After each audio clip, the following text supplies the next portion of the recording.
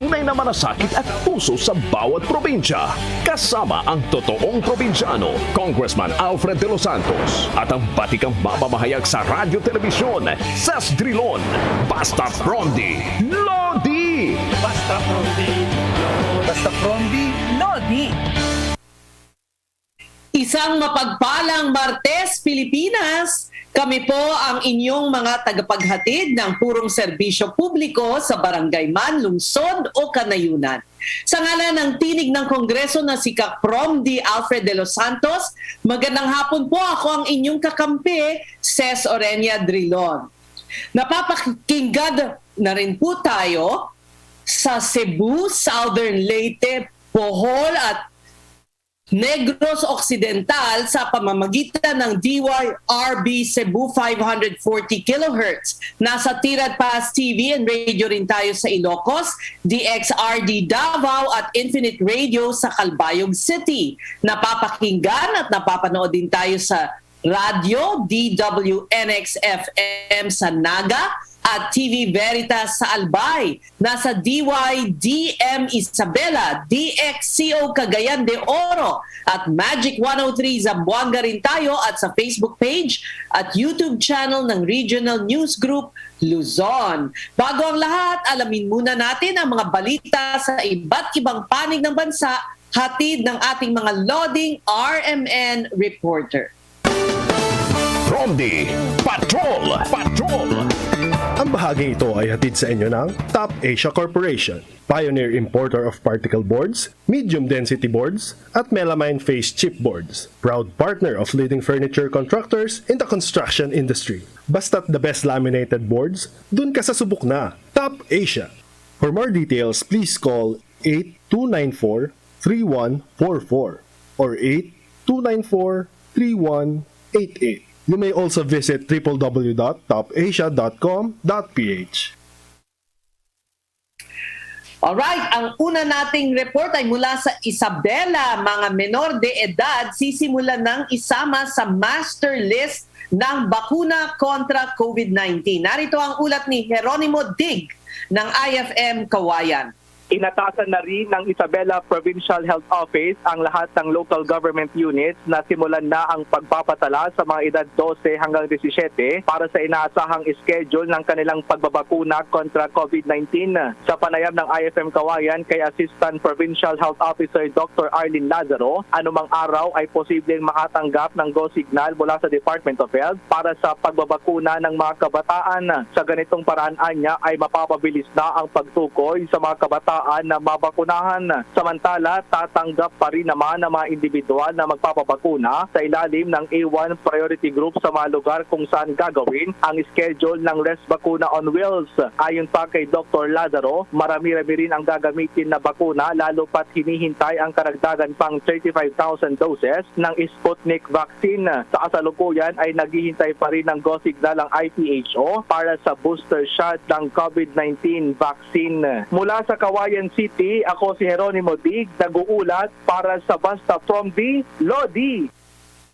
Thank you, Jeronimo Dig. Sa Pangasinan naman, biktima ng cybercrimes at identity theft dumarami. Narito ang ulat ni Radyoman John Caranto ng IFM Dagupan. Ipinalala ngayon ng Regional Anti-Cybercrime Unit 1 sa mga individual na mahilig makipag-usap sa social media at gumagawa ng kalaswaan dahil sa pwede itong gamitin laban sa kanila. Sinabi ni Police Senior Master Sergeant Archimedes Fernandez, Chief Clerk ng Regional Anti-Cybercrime Unit 1, na talamak sa ngayon ang ganitong modus, lalo na tutok sa social media ang karamihan. Dagdag nito na may ilang mga gumagawa ng paraan para mahak ang social media upang makakuha ng impormasyon at magiging panakot nito o mas kilala bilang computer-related identity theft. Babala naman ng RACUS sa mga gumagawa ng pagnanakaw ng impormasyon at panloloko gamit ang social media na maaaring makasuhan ang mga ito ng 6 hanggang 12 taon at multang 200,000 piso na kanilang sasapitin. Sa huli, nakiusap naman ng RACU1 sa mga biktima ng cybercrime na mangyaring agad na i-report sa otoridad kung sakaling maranasan ito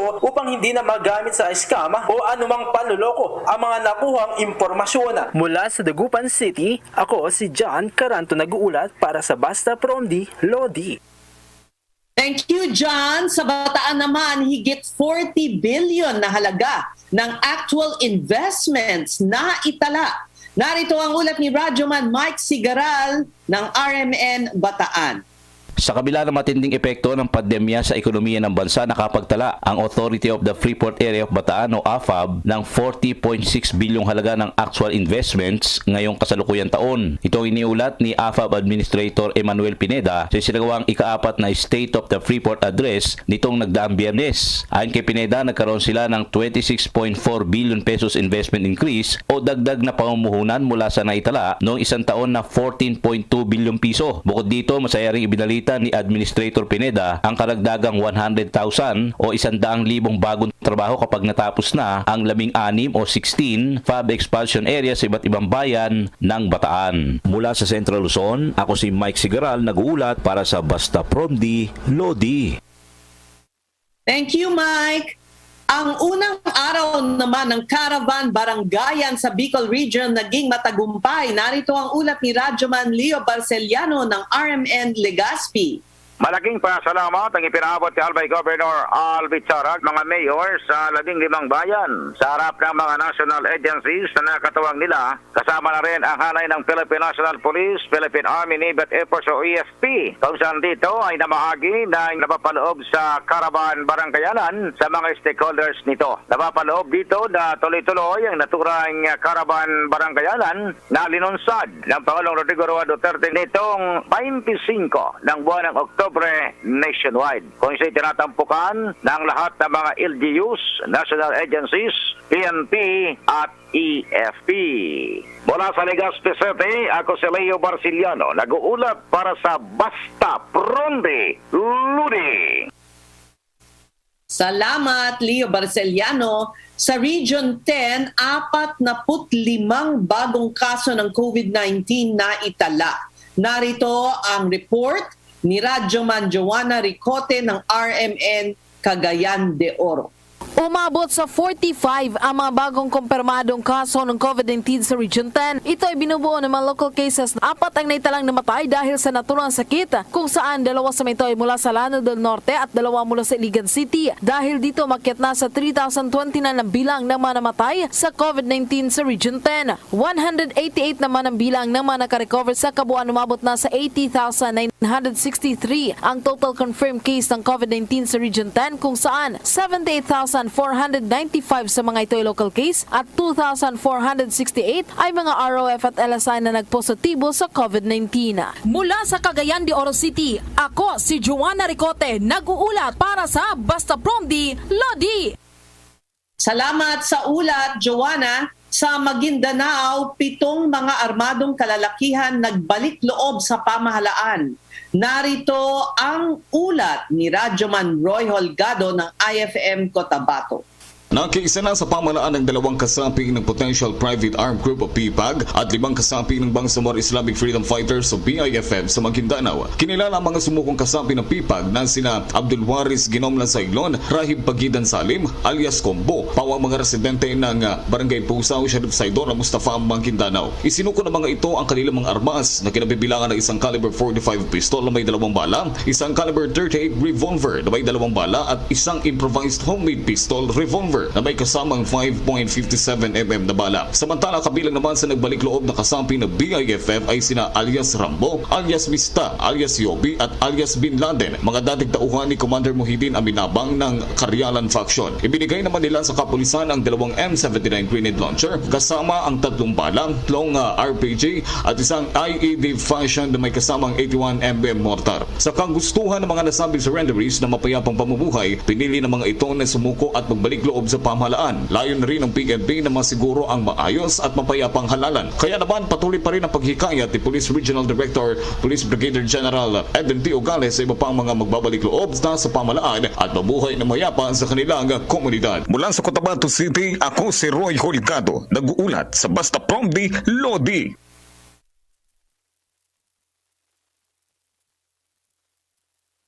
Maraming salamat, Roy.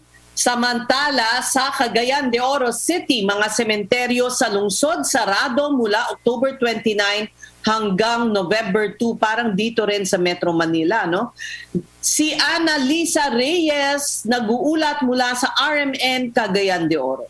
Isasara ng lokal na pamahalaan ng Cagayan de Oro ang lahat ng mga pampubliko at pribadong sementeryo, memorial parks at columbaries mula Oktubre 29 hanggang Nobyembre 2 nitong taon. Ito'y base sa Executive Order 121 ni Mayor Oscar Moreno na naglalayong maiwasan ang hawaan sa COVID-19. Sa ngayon, hanggang Oktubre 28 ay bukas ang mga sementeryo ng syudad mula alas 8 ng umaga hanggang alas 5 ng hapon lamang. Kailangang magdala ng ID, barangay exit pass, QR code at binibigyan lamang ng 30 minuto ang bawat individual na dadalaw sa puntod ng kanilang mga mahal sa buhay. Mula sa Cagayan de Oro City, ako si Annalisa Reyes, nag-uulat para sa Basta Promdi, Lodi.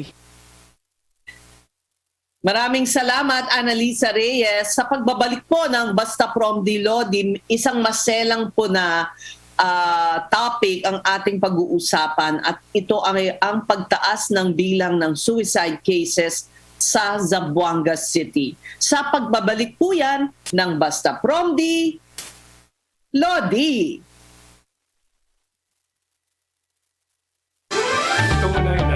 Ang totoong probinsyano, Congressman Alfred de los Santos at ang batikang mamamahayag sa radyo telebisyon, Sas Drilon, Basta Promdi, Lodi! Sugar, creamer, coffee. Sugar, creamer, coffee. Bored at home? Counting 3-in-1s. Count 3 sets of Warrior 3 pose. 8, 9, 10. Maintain your yoga fitness even while on lockdown. Feel the surge at home. Work out with our celebrity coaches and join your favorite classes like yoga, high-intensity interval training, Zumba, and more. For more information, check out our Facebook page, Surge Lifestyle PH. I feel the surge at home. Ang bahaging ito ay hatid sa inyo ng Alphard Primecon Construction. Hanap po ba ay dekalidad na pabahay, kalsada, o anumang infrastruktura? Sa Alphard, siguradong dekalidad ang kagamitan at serbisyo. Alphard Primecon Construction. Kaagapay sa dekalidad na pag-asenso. Atin to! Malayo na rin ang ating narating sa pagpapagaling ng bayan. Huwag natin hayaang masayang, ituloy ang laban. Tapang at malasakit, malalapitan kahit anong oras man. Kami inyong maaasahan, tapang at malasakit. Sa amin kayo kumapit, si Bongo at ang Pangulo. Kami ni Pangulong Duterte, patuloy po kaming magsiservisyo sa inyo. Dahil para po sa amin, ang serbisyo po sa tao ay serbisyo sa Diyos. Ating itutuloy ang pagbabago.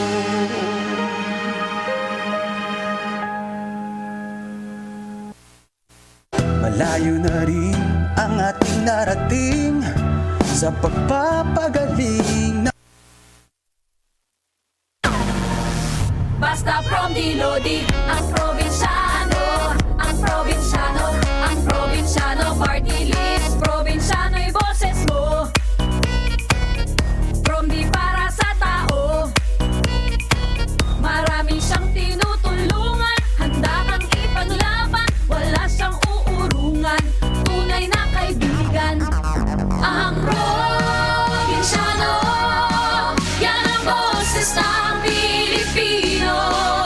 Ang probinsyano ay lugod. Basta Promdi Lodi, ang probinsyano, ang probinsyano, ang probinsyano party list. Basta Promdi Lodi, ang probinsyano, ang probinsyano, ang probinsyano party list.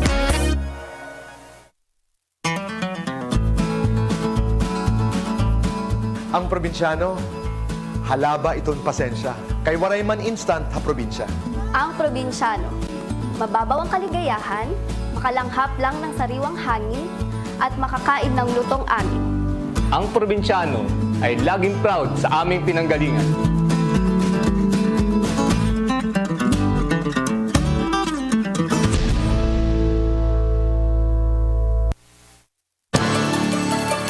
Marami nang gustong lumabas. Karamihan ay nais ng makapaghanap buhay. Pero mahirap dahil ang COVID-19 ay nandyan pa rin. Hindi mo alam baka ikaw ang magdadala ng banta sa buhay ng nasa loob ng inyong bahay.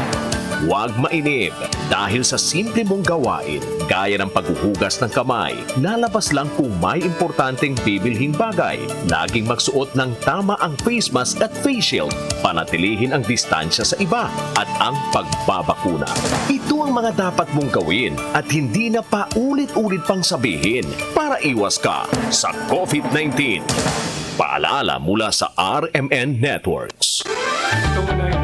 Ang totoong probinsyano, Congressman Alfred De Los Santos at ang batikang mamamahayag sa radyo telebisyon, Ses Drilon, Basta Promdi, Lodi!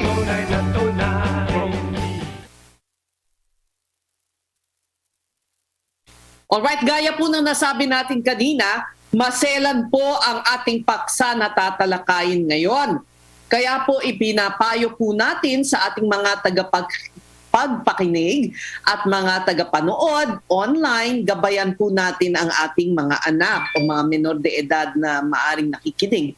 Batay po kasi sa datos ng Zamboanga City Police noong 2020, nakapagtala ng 33 kaso ng suicide ang Zamboanga City. Pero sa pagpasok ng pandemya mula Enero hanggang nito lang October 16, tinatayang aabot na sa 37 ang kaso ng mga bagong cases of suicide na pumasok sa police blotter ng himpilan ng pulisya. Sa record pa ng Zamboanga PNP, nasa edad 15 anyos ang pinakabata at 77 years old naman ang pinakamatanda, ay karamihan na puro lalaki. Magsasaka, construction workers, tricycle drivers o walang trabaho ang kadalasang biktima. Makakasama natin ngayong hapon para gabayan tayo sa ating paksa si Dr. Lolina Bahin, licensed psychologist ng military camp na Don Basilio Navarro Hospital. Magandang hapon po sa inyo. Magandang hapon po, Ma'am Sis Belon. Thank you po for being with us. At nasa linya rin natin ang spokesperson ng Zamboanga City Police Office na si Police Lieutenant Agnes Miro. Good afternoon po, Lieutenant. Good afternoon, Ma'am Sir Alfred at sa lahat ng tagapakinig at taga-subaybay ng programang Basta Promdi, Lodi. Thank you. At kasama rin natin si Dr. Dulce Miravite, City Health Officer ng Zamboanga City. Gandang hapon din po. Yes. Alright, unahin natin si Police Lieutenant Agnes Miro. Ma'am, ano po ang latest update tungkol sa kaso? May mga nadadagdagan pa po ba? Ano po ang tally as of today? Sa ngayon po, ang Zamboanga City Police Office po recorded a total of 37 suicide incidents po. So 37 compared to pre-pandemic na... Sorry po. 36 suicide incidents po. Ilan po? 36 suicide incidents from January to date po. Okay, 36. 36 suicide incidents po. Opo. Okay, ito ba ay talagang nakakabahala po kumpara sa panahon bago magpandemya? Opo ma'am, nakakabahala po, lalo na po sa panahon ito ng pandemya. Mm-hmm.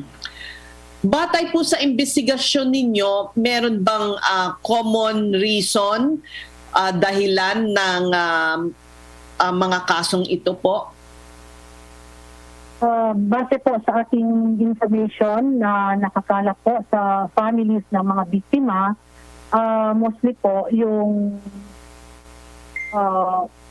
personal problem po or depression po at malaking epekto po ang dulot ng pandemya namin. Mm-hmm. So talagang many are pandemic related. Yung kanilang naranasang depression ay dahil sa pandemya po.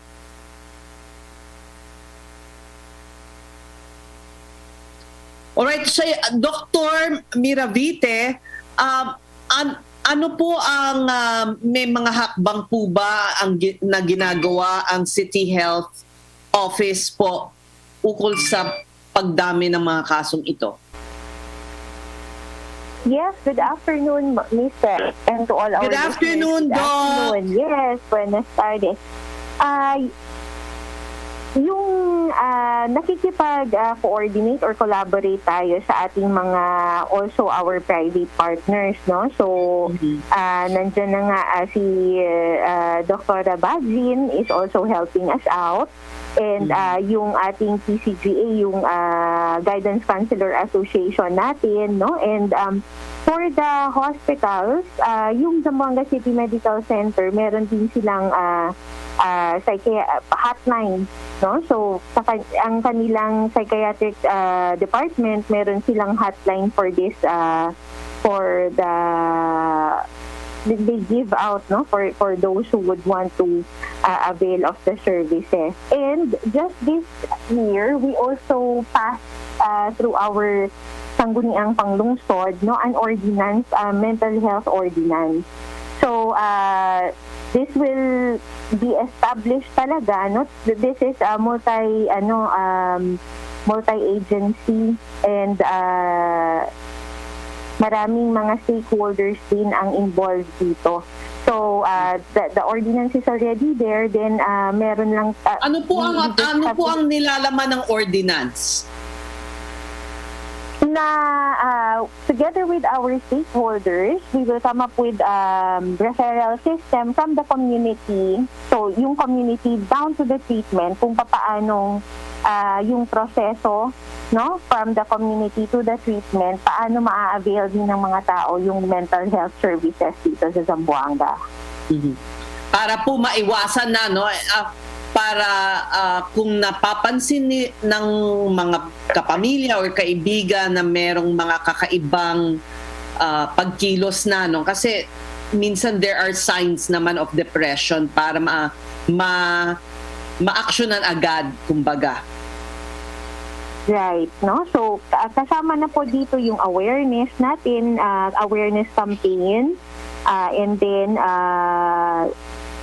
yung paano kung saan siya idadala, no? Saan siya dadalhin at paano yung treatment niya. So sakop ng ordinance po 'yon.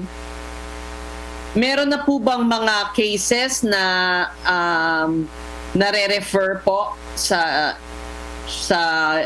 yung parang coordinate, yung private sector and public sector, no, cooperation po ang nangyayari? Yes, meron na po ba? Opo, meron mga ganyang referrals na po. Good. Now let me go to Dr. Lolina Bahin. So, Doc, I suppose you are very much involved in this collaborative effort of the government, of the LGU and the private sector. How serious po is this rise in cases? Yes, Ma'am Sis, very alarming. Actually, since the pandemic started, I was able to secure I was having the data from the Pro9, and it reaches into, for the Region 9 alone, we reaches, I think, 170 plus in my data. So from this data I gathered at the start of lockdown, gumagawa na po ako ng community-based suicide approaches prevention program na dapat po mai-introduce po ito sa community for the more prevention strategies. Right. Tapos po, may intervention na agad, no, Doc? May intervention na agad, Doc, bago pa lumala. Yes, I would like to educate the public about this mental health and psychosocial support services, knowing the importance of psychological first aid for more prevention, na kailangan hindi ito tataas kasi we started with doxes nito na sa mga barangay officials, nag-avail po sila ngayon na magiging by the law, pwede silang by psychological first aider as long as they are under supervision. So being a clinical psychologist, counseling psychologist, I am more very active with this. Actually, Ma'am Sis, I am still offering the free online telepsychology services since at the start until now. However, may mga medyo limitations na ako because the overload of work. So bukas, we will be having a meeting with DSWD9, of which I started this training with them, with the basic training on how to become a psychological first aider. Kasi ito po yung una natin is from the media alone, pwede po kayo kasing nakakatulong sa pag-educate ng public ngayon to prevent more suicide cases because po, I also have my private clinic at actually, ito yung mga walk-in patients ngayon seeking for professional services na ito yung may mga suicidal attempt. So with this, I think ang dadami pong dapat pool of common mental health professionals should work hand in hand. So I'm also working with the CHO.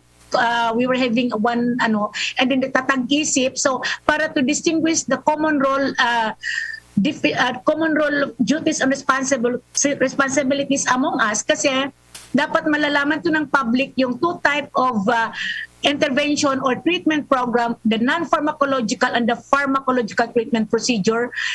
In the emergency cases naman, usually kukunti na lang ang pumupunta mo na kaagad for confinement, for proper custodial psychiatric management. However, we need to enhance or we need to work as one how to organize this. And as with the presence of Dr. Meravita, and we have also the contact, we have the coordination. Mayroon pa akong i-introduce sa CHO and the City Social Welfare with two agencies.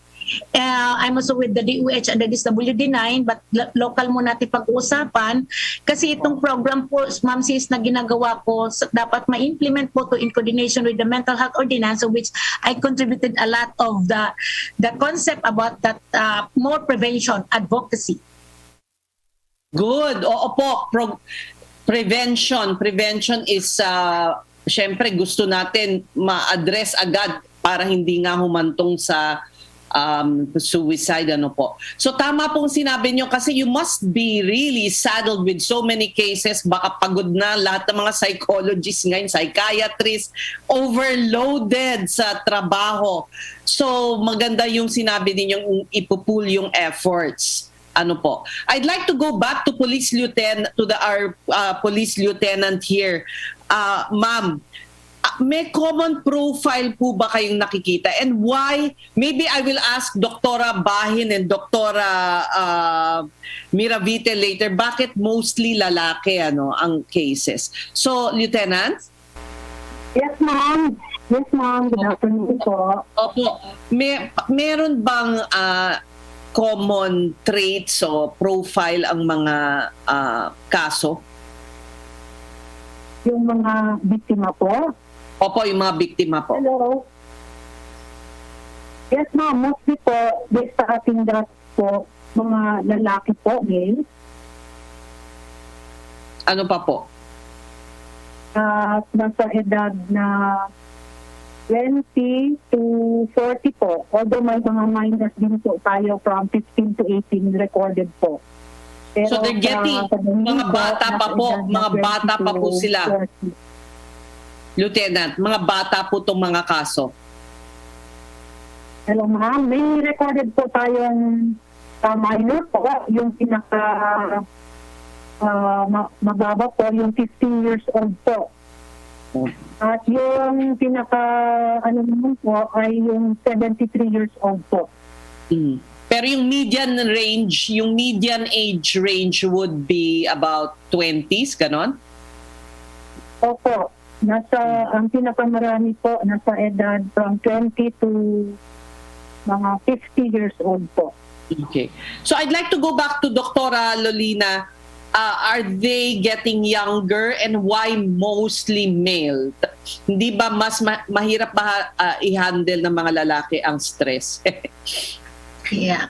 Actually, based nga on the data, mostly mga lalaki ang nag-suicide. So I suggest to utter the words commit kasi something mayroon siyang criminal inclination or indication. So, bakit madaming lalaki usually? Because they're usually more on suppressing disclosure strategy nila. So they resorted to, pwede silang pumasok sa mga illegal behavior activities such as pwede silang nag-inom-inom ng alak, nami-mislead sila. Kasi sila yung mga taong medyo talking about resiliency, pwede rin natin siyang i-count yun. But when you go deeper with the psychological well-being or the profile of this nag-commit ng suicide ngayon is mayroon talagang something deepening kung bakit. Hindi lang ito because of this pandemic but mayroong predisposing factors. Kasi Ma'am Sis, sa mga gipang online ko ngayon at saka yung face-to-face na pumunta sa akin kasi I'm still giving free services for even face-to-face exam assessment because scientific tools yung ginagamit ko to come up with proper psychological assessment plus proper diagnosis equals to proper treatment. Yun talaga ang tamang gawin natin para we will be trying to cure kasi to destigmatize about mental health kasi usually itong mga teenager nga tumatawag sa akin nagagalit pa, kailangan talaga ng family support system or kung sa workplace pa man mga boss system or colleague system, support system. So mga lalaki usually kasi ito yung silang mga mahihina yung kanilang mga coping strategies. Usually mga negative ang ilang strategy yan to pump up with paano nila maidandahan, ma-uplift yung kanilang isip. So ang iba naginom ng alak, nagda-drugs, mga ganung bagay ba na nami-mislead. Kaya more disclosure ang ilang strategy, Ma'am Sis. Okay. Sige, pang huling salita na lang po mula sa inyong tatlo and let me start with Dr. Miravite para panghuling mensahe po sa inyong constituents dyan sa Zamboanga and the whole of Region 9, I suppose. Go ahead, ma'am. Yes, Ma'am Ches, thank you for this opportunity, no? And siguro at this time of the pandemic and always, no, ang importante is we have to be kind to each other and we have to care, no? So if we are kinder and if we care for each other, we will be more sensitive to the needs, especially the emotional and psychosocial and psychological needs of our friends, of our household members. So siguro yun lang, no? That's all that we need, especially at this time, to be kind and to care. Thank you, Ma'am Ches. Kindness is so important. Lieutenant Miro. Ma'am, panghuling salita na lang po. Parang nawala si Lieutenant Miro. Doktora Bahin. Yeah, ako po'y nananawagan sa community, not only sa Zamboanga City, but probably sa Region 9, to keep in touch with us. Nasa Rappler po yung number ko, 0936916116 at ang messenger ko, Lolina Necesario Bahin. Actually, flooded ako of queries and calls. So, pag mayroong ready na naka-on call at ready to process the psychological, emotional issues of that person, then i-refer ko naman. But usually, kung mga clinical na more issues, I personally handle that.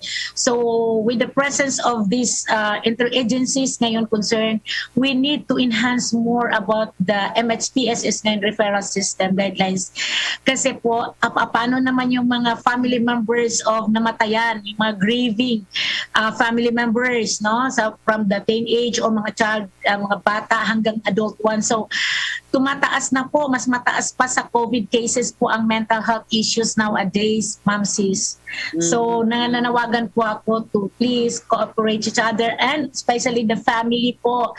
Mo support talaga sa inyong members, those who are especially in the depression situation. Kasi ang depression kasi it's more on the clinical na that needs to be given utmost attention by a professional, common mental health professionals to do that. Tama po kayo. Thank you so much to our doctors and to Police Lieutenant Miro from Zamboanga, Dr. Lolina Necesario Bahin of the National Board. She's a National Board Director of the Psychological Association of the Philippines, and Dr. Dulce Miravite, City Health Officer of Zamboanga City. Marami pong salamat sa inyong tatlo. Samantala, live report ay dumako muna tayo sa mga ilang ulat. mula sa mga probinsya pa rin. Dito naman sa Calbayog, 3 proyekto ng DA, ng Department of Agriculture, tinanggap ng Calbayog LGU. Narito ang ulat ni Kimberly Cambaya ng Infinite Radio Calbayog. 3 proyekto mula sa Department of Agriculture ang tinanggap ng Calbayog Local Government Unit sa pamamagitan ng City Agriculture Office o CAO. Kabilang sa mga proyektong ito ay ang Modernized Urban Agriculture, Community Garden at Urban Mushroom Production. Ang mga proyekto ay pinatupad ng DA sa ilalim ng Bayanihan 2 program na naglalayong makamit ang food security at food resiliency sa gitna ng pandemya. Pangangasiwaan ang mga ito ng Calbayog Responsive Planters Association o CARPA at ng Calbayog District OFWs and Beneficiaries Association o CDOBA. Ang City Agriculture Office ay pinangangasiwaan ni Engineer Guillermo Calderon. Mula rito sa Calbayog City, Kimberly Cambaya, nag-uulat sa Basta Promdi, Lodi. Maraming salamat, Kimberly Cambaya. Samantala, narito ang isang live na ulat ukol sa 8 na hinihinalang tulak sa iligal na droga na aresto sa magkahiwalay na lugar sa Pasay, Taguig, Muntinlupa at Parañaque. Si Tres Silvestre Labay nag-uulat. Sa Calabozo, ang 8 personalidad makarang maresto sa magkakahiwalay na lugar sa Pasay, Taguig, Muntinlupa at Parañaque City sa isinagawang bypass operation ng mga tauhan ng Southern Police District. Kiminala ang mga suspect na sina Pede Bugastos, 51 anyos, Francis Moncada, 47 anyos, Teofilo Piliero, 47 anyos, Mark Christian Cervantes, 24 anyos, Victor Cruz, 23 anyos, Jericho Jampolina, 20 anyos, Aaron Danao, 19 anyos at Joe Vincent, 51 anyos. Na aresto ang 8 personalidad sa isinagawang bypass operation sa magkakahiwalay na lugar sa Pasay City, Parañaque, Taguig at Muntinlupa, kung saan ay nakuhanan ng higit kumulang 400,000 pisong halaga ng pinaghinalaang shabu ang naturang mga suspect. Paglabag sa Republic Act 9165 o Comprehensive Dangerous Drug Act of 2002 ang kasong isinampa laban sa mga suspect. Kasama mo sa southern part of Metro Manila, Radyoman Press, Silvestre Labay, Basta Promdi, Ludi. Maraming salamat, Radyoman 3, si Silvestre Labay sa iyong live report. Nako, bibihira, alam mo na madalas si Silvestre mag-report sa atin ng live, kaya nakakatuwa na maraming live report. Pag may live report dito sa Basta Promdi, Lodi, maging ukol man sa droga o anumang bagay, no? Hanggang ngayon ay talagang talamak pa rin yung paggamit sa pinagbabawal na gamot na yan. Samantala, DSWD nagbabala sa publiko kaugnay sa peking Facebook page ni DSWD Secretary Rolando Joselito na nangangakong mapasama sa mga programa ng ahensya. Live report. Wow, meron another live report ni Radyoman 8, Mike Goyagoy. Mike, go ahead. Sa pinag-iingat ng DSWD ang publiko sa kumakalat na peking Facebook page ng ahensya na nambibiktima muna sa mga gustong mapasama sa iba't ibang mga welfare programs ng ahensya. Ang bogus na FB page ay gumagamit ng profile picture ni DSWD Secretary Rolando Bautista at mistulang nangangampanya pa dahil meron mo itong mga pahayag may kaugnayan sa pagtutol sa dinastiya at gayon din yung lalabanan mo nito ang anarkiya sa bansa. Dinadagsa na rin naman ng FB page ng iba't ibang mga request na mapasama sa mga programa ng DSWD. Paglilinaw ng ahensya, walang FB account ng kalihim ng DSWD at hindi rin ito tumatakbo sa linmang posisyon para sa halalan 2022. Pinayo ng DSWD ang publiko na bisitahin lamang ang official Facebook page ng ahensya. Ito yung www.facebook.com/DSWDserves na meron na ngayong 1.1 million followers. Dito rin naman makikita mga anunsyo at updates iba't ibang serbisyo at programa ng DSWD. Sa ngayon ay gumagawa na ng hakbang ang DSWD para matukoy at mapanagot at nasa likod ng peking FB page. Yan ang report, Ses, para sa Basta from the Lodi. Ako si Radyoman 8, Mike Guyawi, Tatak RMN, DZXL 558.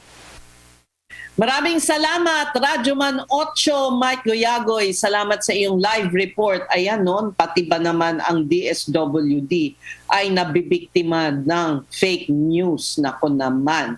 Okay, para naman gumaang ang ating pakiramdam ngayong Tuesday, ito ang very inspiring kwento ng motorcycle rider na tumutulong sa mga kapuspalad nating kababayan na may sakit at nangangailangan ng oxygen tank.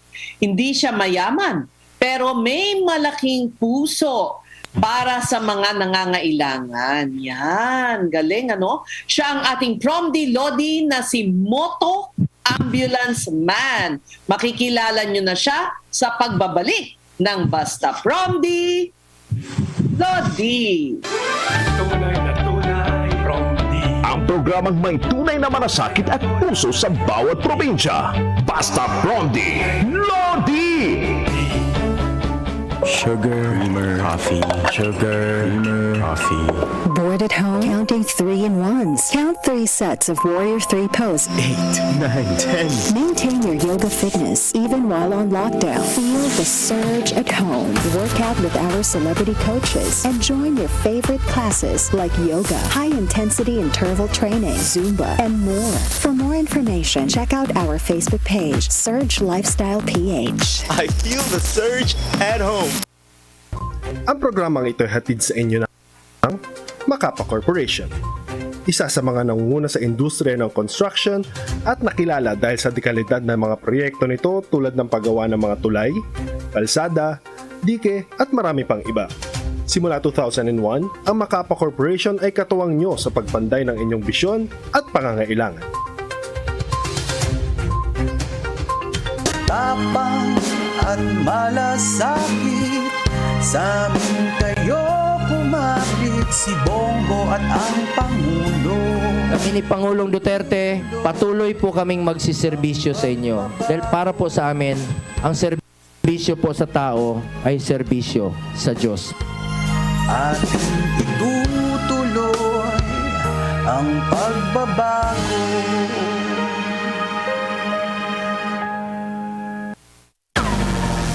Basta Promdi Lodi, ang probinsyano, ang probinsyano, ang probinsyano party list. Probinsyano'y boses mo, Promdi para sa tao. Marami siyang tinutulungan, handa kang ipaglaban, wala siyang uurungan, tunay na kaibigan. Ang probinsyano, yan ang boses ng Pilipino. Ang probinsyano, idol ko. Basta Promdi Lodi, ang probinsyano, ang probinsyano, ang probinsyano party list. Basta Promdi Lodi, ang probinsyano, ang probinsyano, ang probinsyano party list.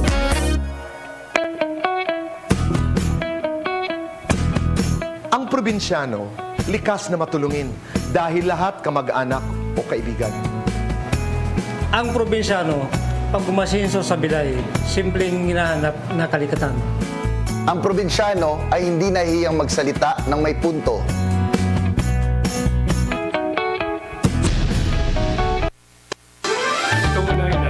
Ang totoong probinsyano, Congressman Alfred de los Santos at ang batikang mamamahayag sa radyo telebisyon, Ses Drilon, Basta Promdi Lodi!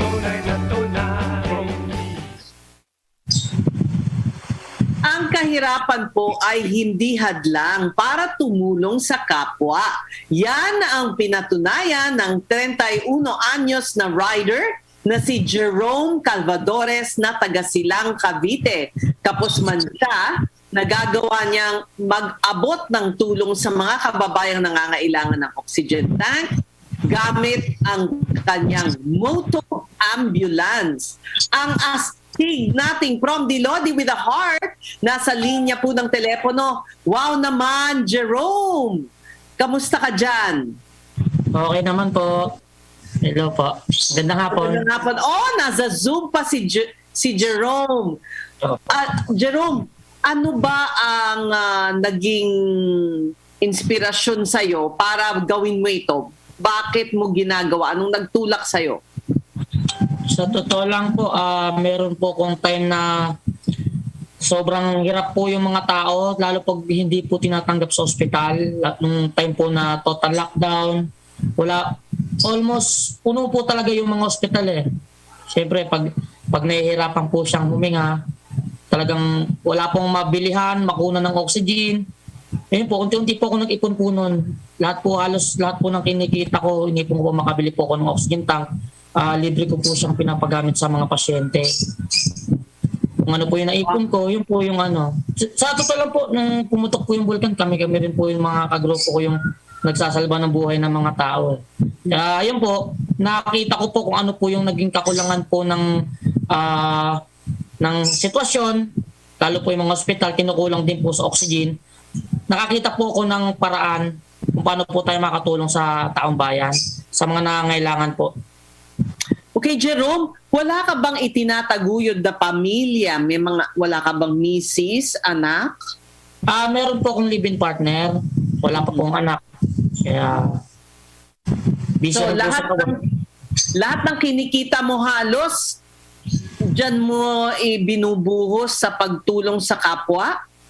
Opo halos lahat po, halos 80% po naman ang nagtitira naman po ng konti sa sarili ko para meron din pong pambiling bigas. Tapos sobrang ang galing mo naman, ang galing mo. Magkano ba, Jerome, ang isang oxygen tank? Nung una po, umaabot po siya ng 6,500. Opo. Tapos every week tumataas po yung price niya, naging 7,000, 7,500. Hanggang ngayon po, umahalaga na po siya ng 16,500. Ang isang set, kaya hindi na po ako makabili ng tangke. Kaya pinapaikot ko na lang po yung 19 tanks po sa buong, kung saan po yung nangangailangan kahit malayo po, na pinupuntahan po ng moto ambulance. So, ikaw ay nakapag-ipon para meron kang labing ilan? 19 tanks po. 19 tanks! Can you imagine on your salary as a rider? Rider ka ng delivery service? Opo. President po ako ng On-Call Riders buong Cavite po.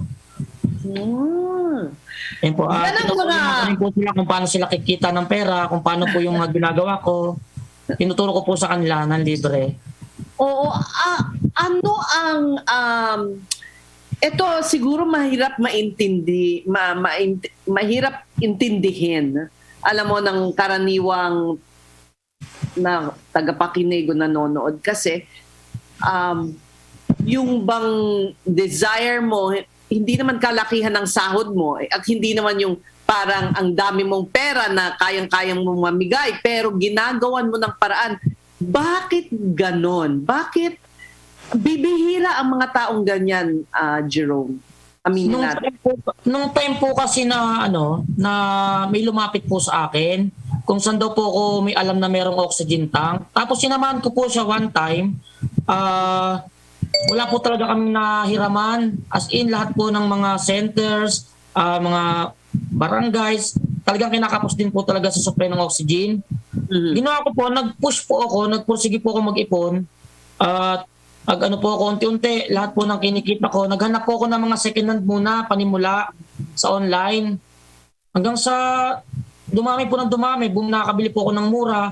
Then bumibili na po ako ng maramihan ng regulator. Hanggang sa nakaipon po ako ng maraming tanks. Then may mga natutuwa naman po, kaya siguro may nag-donate po na 3 tangke, tagi-tagisa. Ayun sa mga naging kaibigan ko.